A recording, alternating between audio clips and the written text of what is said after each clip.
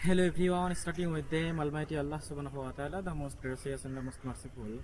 আপোনালোক সকলোৱে উৰ্দু আৰু ফাৰ্চী ভাষাত লিখা এজন বিশিষ্ট লেখক, বিশিষ্ট কবি, তেখেতৰ নাম আপোনালোকে জানেনে নাই?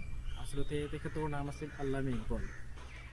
আচলতে মোৰ হঠাৎকৈ তেখেতৰ লিখনিবোৰৰ কথা অকণমান মনত পৰিলে, যাৰ বাবেই আপোনালোকৰ মাজত অকণমান তেখেতৰ এখন বিশিষ্ট শায়ৰীৰ বিষয়ে অকণমান আলোচনা কৰিম, শায়ৰীটো ক'ম আৰু ইয়াৰ বিষয়ে জাষ্ট অকণমান আলোচনা কৰিম।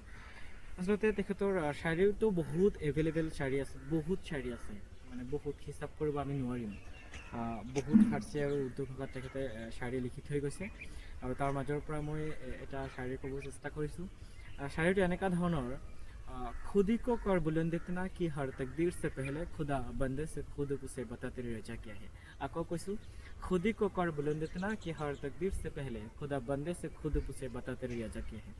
আপোনালোকে অকণমান এই লাইন যে আছে, এই লাইন দুটাৰ বিষয়ে অকণমান যদি গৱেষণা কৰে, অকণমান যদি চিন্তা কৰে, অকণমান যদি ইয়াৰ বিষয়ে ষ্টাডি কৰে, তেনেহ'লে আপোনালোকে গম পাব যে ইমান ডাঙৰ এটা শায়ৰী কিমান বছৰ আগত তেখেতে লিখি থৈ গৈছে। আপোনালোকে অকণমান যদি চিন্তা কৰে যে এই আল্লামা ইকবালৰ যে থিংকিং, তেখেতৰ ভাৱনা, তেখেতৰ যেনেকুৱা হাই থিংকিং যে আগতে তেখেতে কৰি থৈ গৈছে, কেনেকুৱা থিংকিং, কেনেকুৱা মনৰ মানুহ আছিল, আচলতে এই লিখনিবোৰৰ পৰাহে তেখেতৰ মেণ্টেলিটি, তেখেতৰ আধ্যাত্মিকতা, তেখেতৰ চিন্তা ভাৱনা আমি আচলতে গম পাওঁ।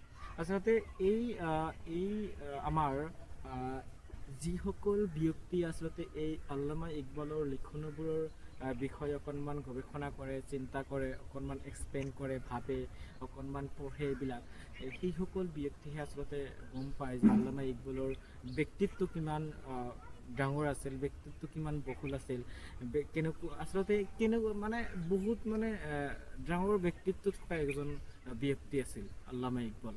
তেখেতৰ লিখনিৰ পৰা আমি গম পাওঁ, তেওঁৰ লিখনিৰ পৰা আমি আচলতে বুজি পাওঁ। আচলতে এনেকুৱা ব্যক্তিৰ কথা আমি যদি গোটেই দিন যদি কৈ থাকোঁ তথাপিও শেষ নহ'ব। আপোনালোকে অকণমান আল্লামা ইকবালৰ বিষয়ে অকণমান চাৰ্চ কৰি চাব, তেখেতৰ লিখনিবোৰ অকণমান পঢ়িব, চাব, ভাল লাগিব। আৰু এনেকুৱা যে এটা ডায়লগ তেখেতে লিখি থৈ গৈছে, যেনেকুৱা খুদি কো कर बुलंद इतना कि हर तकदीर से पहले खुदा बंदे से खुद उसे बता तेरी रजा क्या है। এনেকুৱা কৈছে যে নিজকে এনেকুৱা এটা স্থানত ল'ব লাগিব, এনেকুৱাকৈ জাষ্ট আমি যদি অকণমান এক্সপ্লেইন কৰোঁ বা অকণমান যদি আমি পঢ়া শুনাৰ কথাকে যদি আমি চিন্তা কৰোঁ যে এনেকুৱাকৈ পঢ়া শুনা কৰিব লাগিব, এনেকুৱাকৈ নিজৰ কামখিনি কৰিব লাগিব, যাতে ভগৱানে বা আল্লাহ বা ভগৱানে তকদিৰ লিখাৰ আগত বা এই তকদিৰ লিখাৰ আগতে মানুহক সোধে যে আচলতে তুমি কি বিচৰা, তোমাৰ তকদিৰত কি লিখিম, তোমাৰ কপালত কি লিখিম, আচলতে আল্লাহ বা ভগৱানে এইটো সুধিব। তেনেকুৱা ধৰণৰ এটা ডাঙৰ কথা তেখেতে লিখি থৈ গৈছে, বহুত ভাল লাগিলে। যদি এই ডায়লগটো যদি আপোনালোকৰ ভাল লাগে তেনেহ'লে অকণমান ভিডিঅ'টো শ্বেয়াৰ কৰিব। ধন্যবাদ, জয় অসম।